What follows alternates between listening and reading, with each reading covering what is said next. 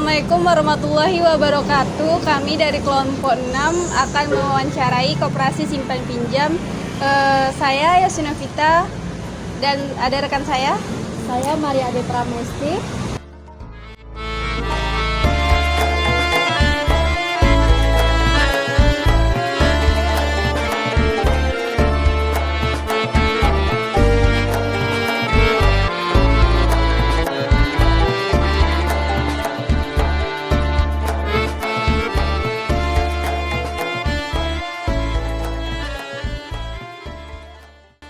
Kami dari mahasiswa Unra ingin sedikit mewawancarai menanyai tentang koperasi simpan pinjam. Kalau kami boleh tahu, Ibu dengan Ibu siapa? Nama saya Octavia, saya bendahara KPR Jujur. Baik, Ibu, saya selaku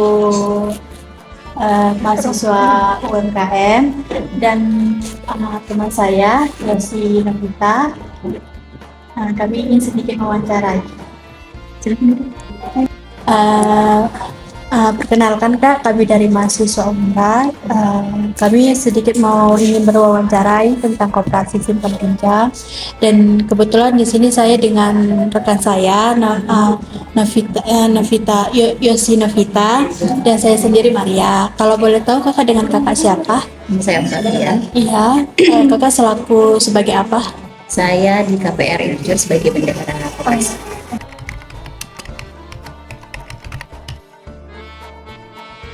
Di sini kami ada beberapa pertanyaan tentang koperasi KPR Jujur. Di sini itu yang pertama itu kami ingin tahu sejarah koperasi KPR Jujur itu bagaimana? Sejarah berdirinya ya? Iya, sejarahnya. Oke. Baik, jujur saja saya menjadi bendahara KPR Jujur itu dari tahun 2022. Jadi masih baru sebenarnya, cuman seiring berjalannya waktu saya tinggal informasi juga dong tentang aturan yang ada di KPR Jujur dan sejarah berdirinya gitu. Jadi koperasi kita itu didirikan dulu awalnya itu dari pegawai dinas koperasi dan tenaga honorer. Kemudian untuk sampai saat ini kita anggota kita ada yang berasal dari OPD lain gitu. Tapi masih dalam lingkup Kabupaten Bintan, pemerintah Kabupaten Bintan. Apakah visi misi koperasi KPR Jujur? Untuk visinya sendiri menjadi koperasi yang unggul dan terpercaya di Bintan. Kalau untuk misinya kita meningkatkan kesejahteraan anggota yang pertama, kemudian menciptakan koperasi yang profesional, produktif dan kredibel. Kemudian memiliki SDM pengelola koperasi yang kompeten. Gitu. Karena kan yang kita jalankan ini usaha simpan pinjam. Gitu. Apakah ada syarat-syarat tertentu yang harus dipenuhi untuk menjadi anggota koperasi? Salah satu syarat untuk menjadi anggota KPR Jujur yaitu merupakan tenaga pegawai ataupun honorer dari berbagai OPD yang masih ada di lingkup pemerintah Kabupaten Bintan. Itu yang pertama. Kedua yaitu mau ikut membayarkan kewajiban-kewajibannya dan mengikuti peraturan yang ada di KPR Jujur. Bagaimana cara mengajukan pinjaman koperasi ini? Apakah ada batas maksimal pinjaman yang dapat diambil? Untuk syarat bagaimana cara mengajukan pinjaman? Pinjaman ya. Cara pengajuannya. Oke, baik. Pengajuan pinjaman sendiri kalau dari kita itu standar kita yang pertama yaitu mengajukan surat permohonan. Surat permohonan diajukan beserta persyaratannya. Nanti di situ ketika udah ACC dari tim pengurus, kemudian kita melakukan pengecekan. Kalau untuk batas plafon pinjamannya sendiri maksimalnya kita 30 juta. Itu untuk yang anggota udah lama ya. 30 juta maksimal itu 36 bulan. Tapi kalau anggota baru kita ada pembatasan, jadi tidak bisa 30 juta gitu. Apakah ada keuntungan bagi anggota koperasi simpan pinjam ini? Dari mana keuntungannya? Jelas kita berkoperasi pasti ada keuntungan ya. Untuk menjadi anggota koperasi sendiri kan kita koperasi ini kan merupakan badan hukum ya. badan hukum. Mungkin bedanya dengan perusahaan, kita kalau di dalam koperasi itu keuntungan itu dibagi ke anggotanya, ke pengurusnya berdasarkan proporsional pembagiannya sendiri sesuai aturan kita. Kemudian dan juga berdasarkan jasanya. Jasanya kalau kita mungkin kalau di bank ya bisa disebut dengan bunga pinjaman ya.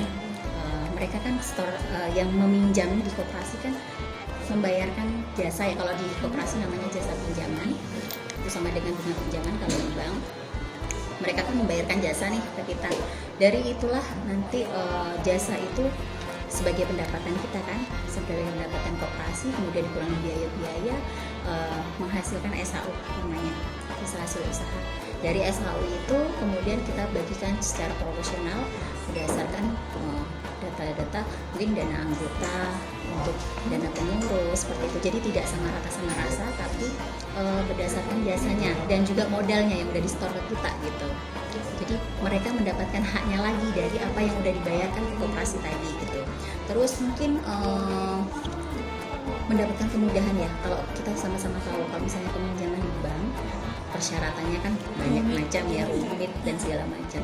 Kalau di koperasi sendiri mungkin lebih simpel sih. Untuk apakah koperasi ini pernah mengalami kesulitan dan bagaimana cara memulihkan keadaannya? Ini yang saya alami selama menjadi bendahara. Pada saat saya terpilih menjadi bendahara, kalau dulu nih pembayaran pembayaran angsuran anggota dan juga simpanan wajib itu bisa namanya potong gaji, bisa dari potong gaji dari bendahara gaji. Cuman sekarang tidak bisa lagi karena aturan yang sudah dibuat kan, kita tidak bisa lagi untuk melakukan pemotongan gaji. Jadi harus store secara langsung.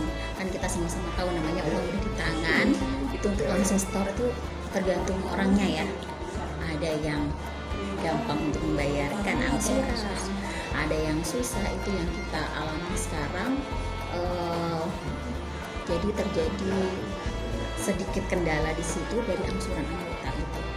Untuk upaya-upayanya kita melakukan penagihan itu setiap bulan, kita ingatkan ke anggota.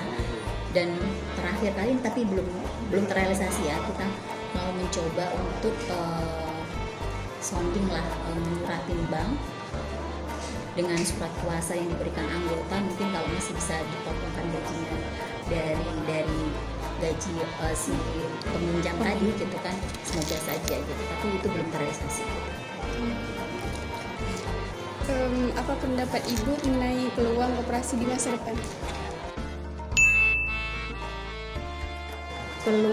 Sebenarnya sih peluang koperasi untuk masa depan sangat bagus sekali ya, karena koperasi kan berbadan hukum juga ya. Kita bisa bersaing dengan perusahaan-perusahaan, apalagi pada saat kita dulu krisis moneter ya. Itulah salah satu yang penyokong ekonomi Indonesia ya, dari koperasi dan juga UMKM ya. Itu dengan koperasi yang dia mau update untuk menjadi koperasi modern, terus meningkatkan pengelolaannya, kinerja dari karyawan-karyawannya, terus itu saya rasa koperasi memiliki peluang yang besar untuk bisnis secara sektorial ataupun simpan pinjam gitu, selama masih mau ikut perkembangan zaman gitu. Jadi kita update terus ya, jangan karena koperasi ini seperti kadang-kadang kan dipandang sebelah mata ya, koperasi kayaknya nggak bisa berkembang ya, anggotanya orang tua aja. Tapi sekarang tidak, koperasi sekarang anak-anak muda pun udah mulai interest sama koperasi gitu. Jadi saya rasa kalau mau update untuk menjadi koperasi modern gitu, koperasi peluangnya sangat bagus sekali untuk bisnis ke depannya gitu. Terima kasih atas waktunya Ibu.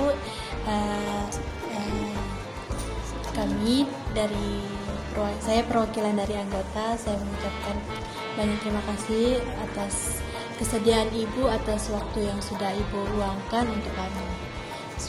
Terima kasih. Sama-sama.